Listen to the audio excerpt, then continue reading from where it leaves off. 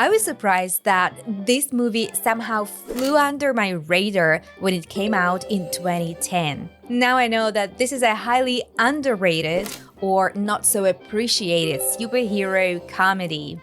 And I'm sure it'll make a great lesson for you guys on your favorite YouTube channel. Today we're learning English with Megamind. The story centers around Megamind, a super intelligent alien who, despite his vast intellect, has always been outshone or surpassed by his heroic nemesis Metro Man. Megamind's character is voiced by Will Ferrell, this classic comedian actor, and it's hard to believe, but Metro Man has the voice of none other but Brad Pitt. See if you can recognize the voices of your favorite actors when watching the clip. To learn and review all the words and expressions from today's lesson, remember to download the Real Life English app and unlock a special deck of flashcards. The link is in the description to this video.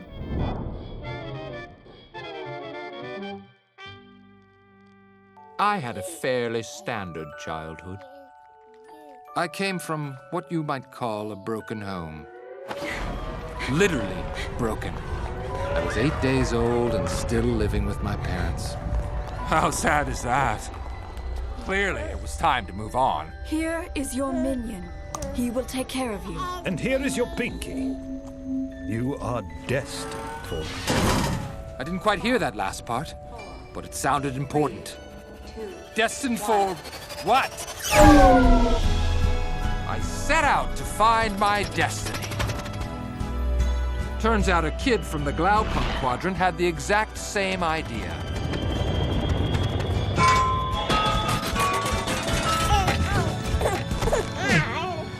That was the day I met Mr. Goody Two-Shoes. And our glorious rivalry was born.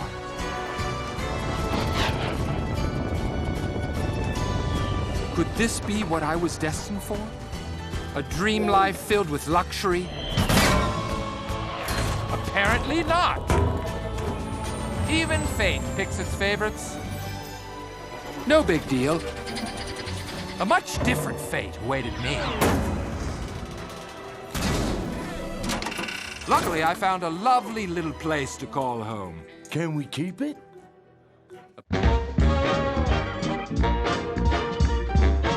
Here is your minion. He will take care of you. A minion is a follower or servant who is very loyal to their leaders. In this scene, Megamind's parents are giving him his minion, just like parents would give a child a favorite stuffed animal or a pet, saying, "This is yours, and it will always be there for you." But in Megamind's case, the minion is more than just a comfort object. He's a loyal assistant who plays a crucial role in Megamind's life. And here is your pinky. The parents are also giving him a binky, or a pacifier, that little rubber or plastic thing that babies suck on to soothe themselves. It's like a security blanket for infants, something familiar and comforting that helps them feel safe and happy. You are destined for... I didn't quite hear that last part, but it sounded important. Destined for what? I set out to find my destiny. To be destined for something means that it's your fate. It's like the universe has a plan for you, and you're meant to fulfill a specific purpose or role. What's funny is that he didn't hear the rest of the message, which left him curious and wondering what this destiny could be. So if you set out to find your destiny, that means you're embarking on a journey of self-discovery to actively search for and pursue your purpose in life. The phrasal verb to set out in this context means to plan or begin something new, like embarking on a new journey. Usually you have a particular goal or task in mind. Now note the connected speech here, set out. The T stands between the two vowels, so what we hear is the American flap T or D sound. Set out. Now let's see these expressions again in these examples. He believed in him. He told him he was destined for greatness. And so, he set out to do something about it. Turns out a kid from the Glaupunk quadrant had the exact same idea. Here we can see another phrasal verb with the particle out, turn out. In this case, it's a phrase that is often used to start a sentence and to introduce new unexpected information. For example, it turns out that the new employee is the president's daughter. There's also some connected speech in it. We pronounce turns out together, linking the z sound to out, turns out. Then the T from out becomes a d sound, linking to the article. So we hear turns out a kid from, turns out a kid from. So we actually get one chunk of 5 words linked together. Listen and repeat. Turns out a kid from the...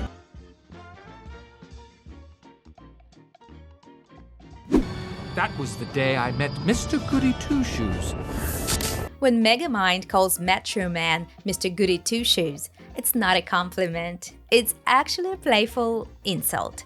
A Goody Two-Shoes is someone who always follows the rules, does the right thing, and never gets into trouble.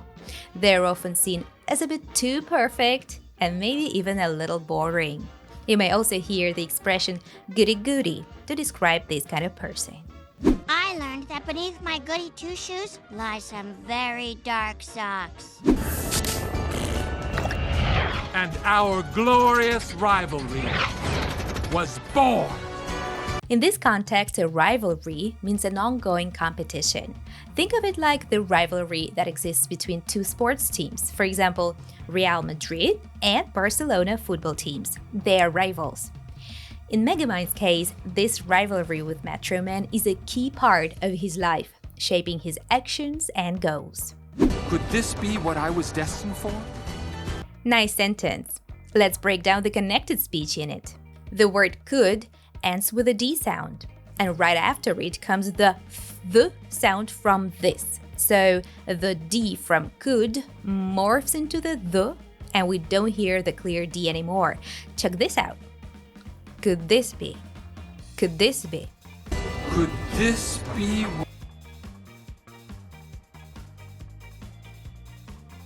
Could this be what I was destined for? Next, sound T from what turns into a D sound before I, would I. And it is followed by a weak form of the verb was, sounding like was, would I was, would I was. Listen and repeat. Could this be what I was destined for?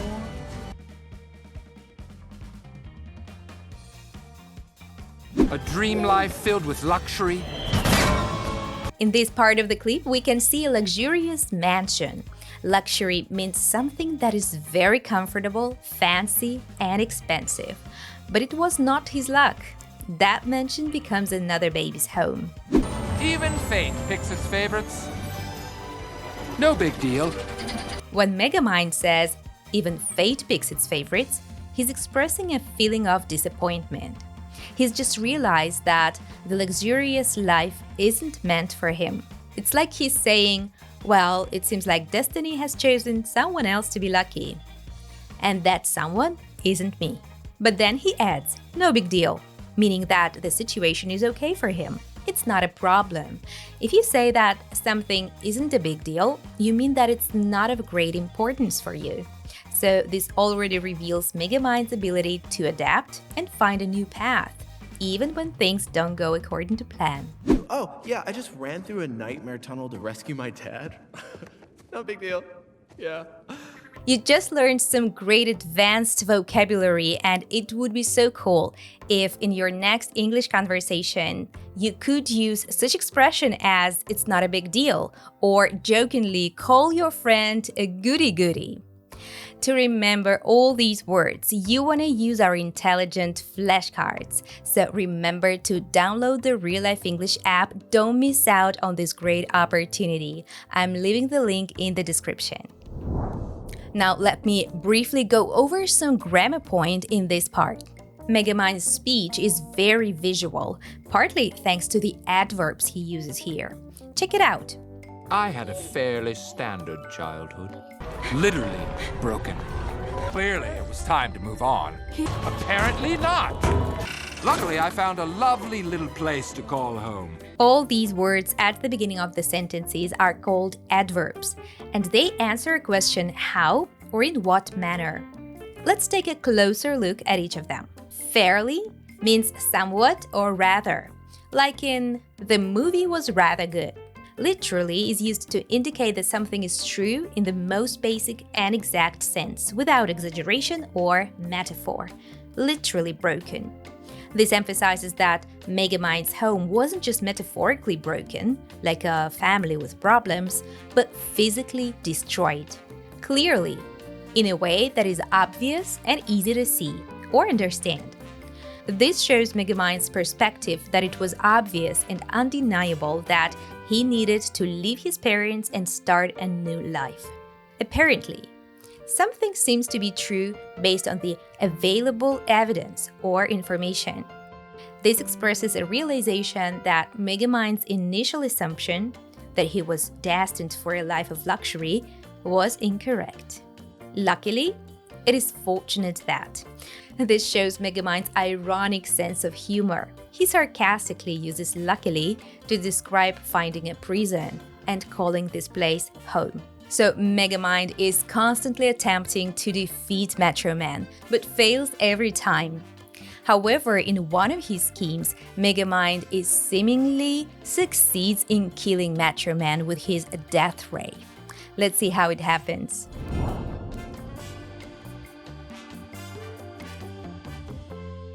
Ready the death ray, minion. Death ray readying.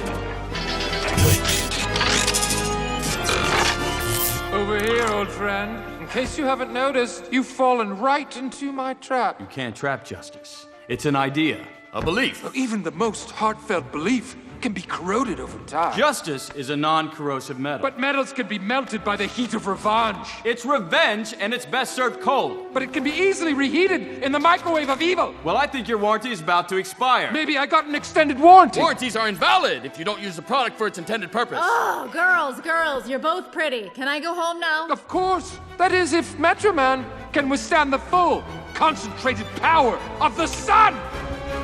Fire!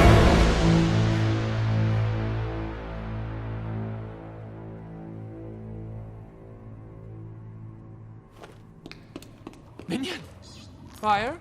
It's still warming up, sir. Come again? Warming up, sir. Warming up! The sun is warming up? 1 second more, and just...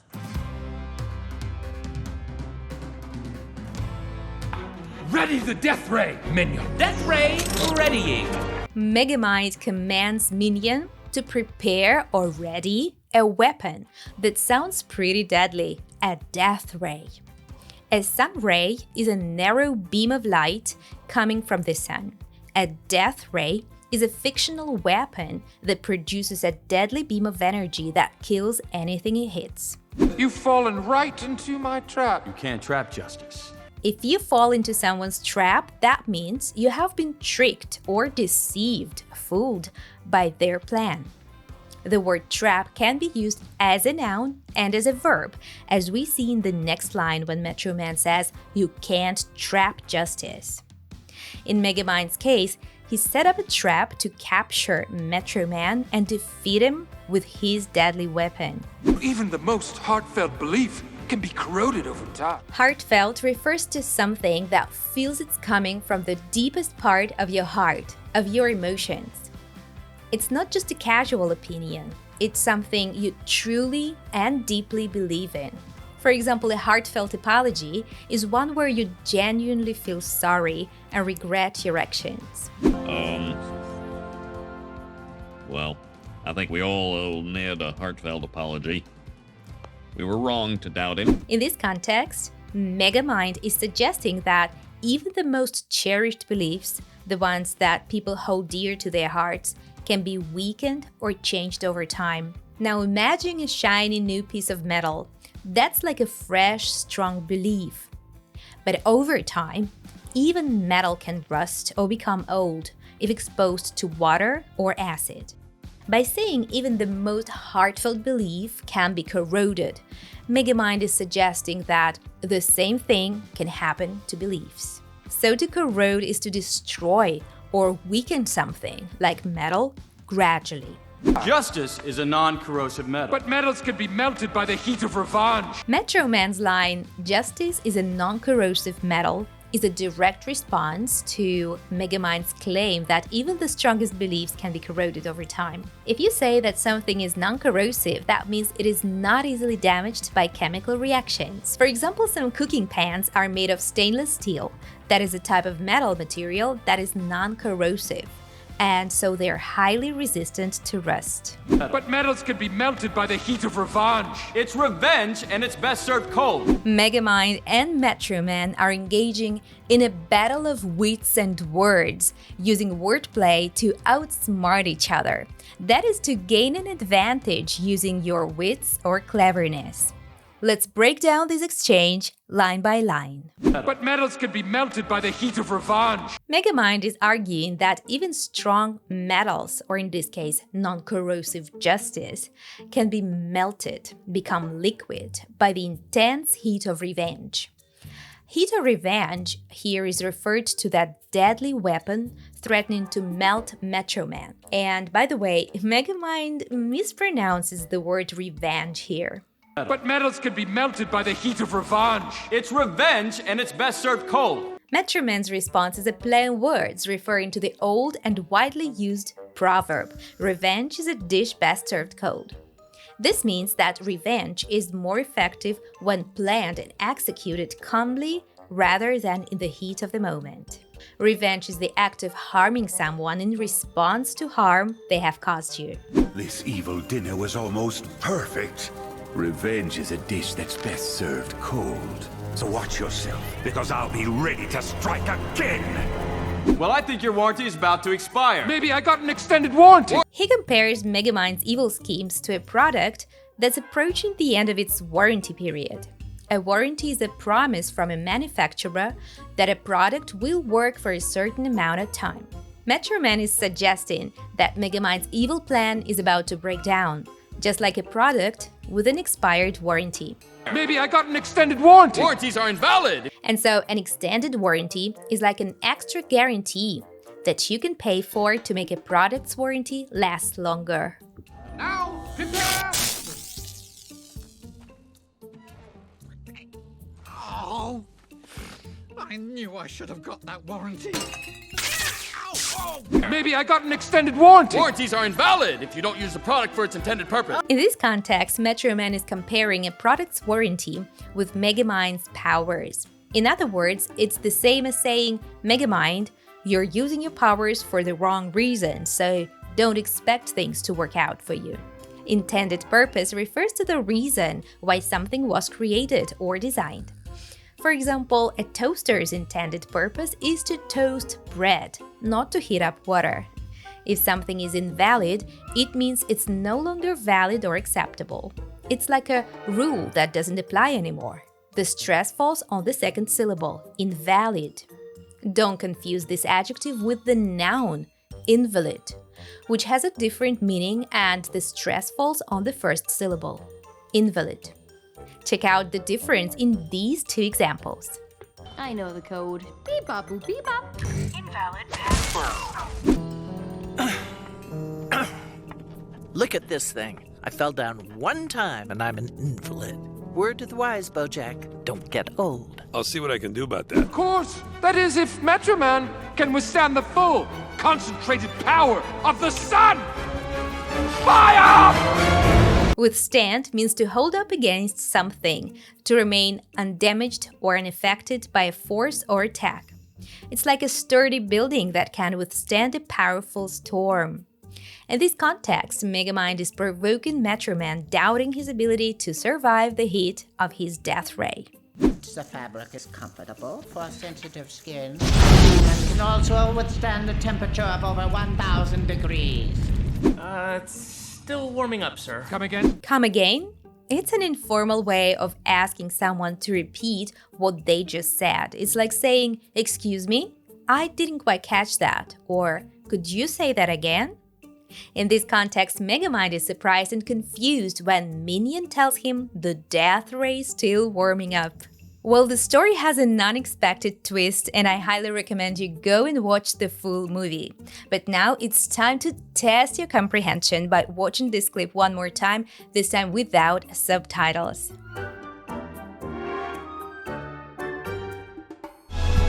I set out to find my destiny. Turns out a kid from the Glaupunk quadrant had the exact same idea.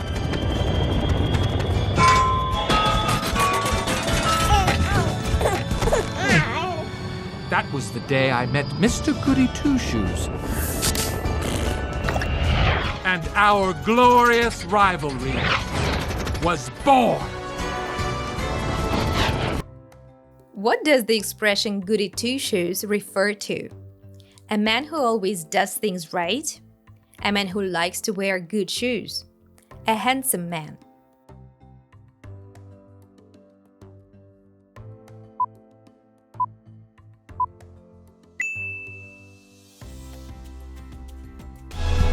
I set out to find my destiny. Turns out a kid from the Glaupunk quadrant had the exact same idea.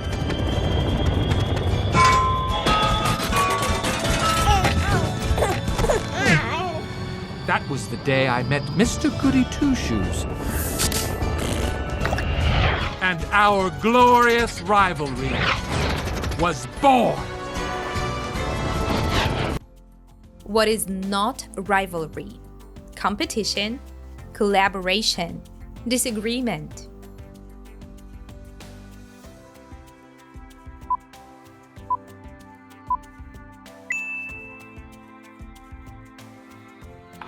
Ready the death ray, minion. Death ray readying.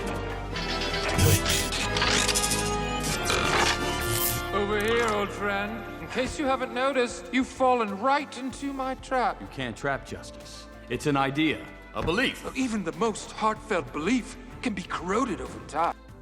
Choose the correct word. Even the most heartfelt belief can be over time. Eroded, crowded, corroded.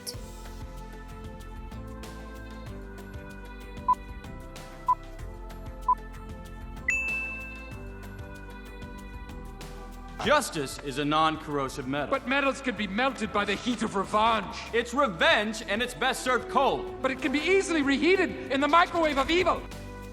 What does it mean if a metal can be melted?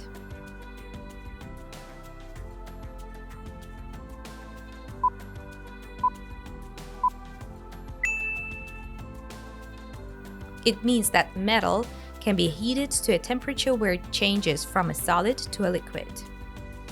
Justice is a non-corrosive metal. But metals can be melted by the heat of revenge. It's revenge, and it's best served cold. But it can be easily reheated in the microwave of evil. Do you remember this saying with the word revenge? What does it mean?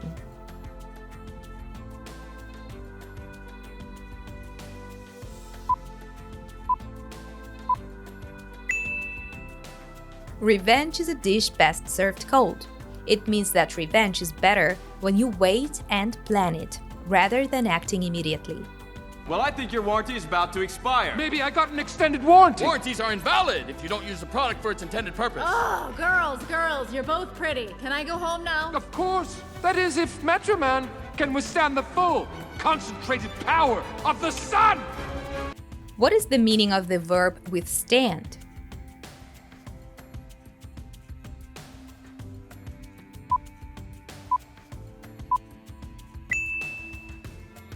It means to be strong enough not to be hurt or damaged by extreme conditions. Great job on completing this lesson. Now go to the comments section and write me what new words and expressions you came across in this lesson, because if you agree with me, this lesson was just packed with advanced vocabulary. And in order to remember all these words and be able to use them in your real-life conversations, remember to click the link if you're using your smartphone under this video and unlock a special deck of flashcards we created for this lesson. You can also search for real-life English in your favorite App Store. And if you feel like learning with another lesson today, check out this lesson next. Oh, no problem. They're under the name Googly Bear. Oh, good idea. You know, that wasn't very funny. What's this? Wazowski! What do you know? It scares little kids and little monsters. I wasn't scared. I have allergies. Uh-huh, sure. Hey, Randall, save it for the scare floor, will you?